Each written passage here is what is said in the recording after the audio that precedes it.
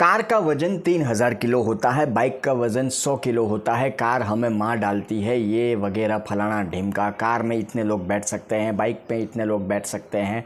मतलब राहुल गांधी क्या बोल रहे हैं, वो सारी चीज़ें समझ से बाहर है। कि साउथ अमेरिका दौरे पर है राहुल गांधी और कोलंबिया में एक कार्यक्रम के दौरान मंच के ऊपर से वो इस तरह की बातें कर रहे हैं कि कार का वज़न क्या है, बाइक का वज़न क्या है, उसके इंजन की बात कर रहे हैं, उसमें 2 लोग बैठ सकते हैं, उसमें इतने लोग बैठ सकते हैं। मतलब राहुल गांधी किस फील्ड में है या किस लाइन में है, समझ से बाहर है।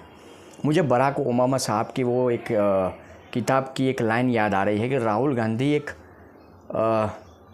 छोटे बच्चे की तरह सामने वाले लोगों को इम्प्रेस करने की कोशिश कर रहे हैं कि उनको ऐसा लगता है कि मैं कुछ भी बोलूँगा तो सामने वाला व्यक्ति मुझे बुद्धिजीवी समझ लेगा या मुझे होशियार समझ लेगा। कुछ इस तरह की बातें बराक ओबामा ने राहुल गांधी को लेकर लिखी थी।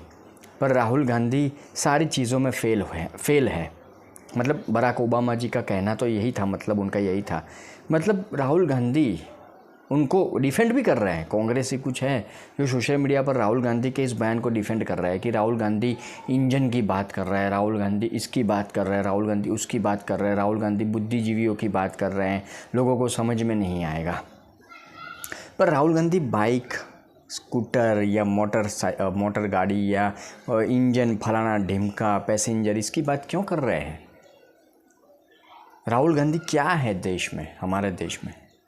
विपक्ष के नेता है।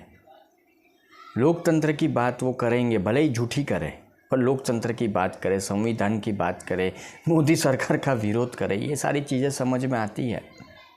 भले झूठी करें, भ्रम फैलाने की कोशिश करें, पर घटिया राजनीति जो उनकी है वो समझ में आती है। पर ये सारी बातें फिर उनका मजाक बनता है सोशल मीडिया पर। लोग उनको पप्पू कहते हैं, लोग उनको और भी कुछ नामों से बुलाते हैं, तो कांग्रेसियों को बुरा लगता है।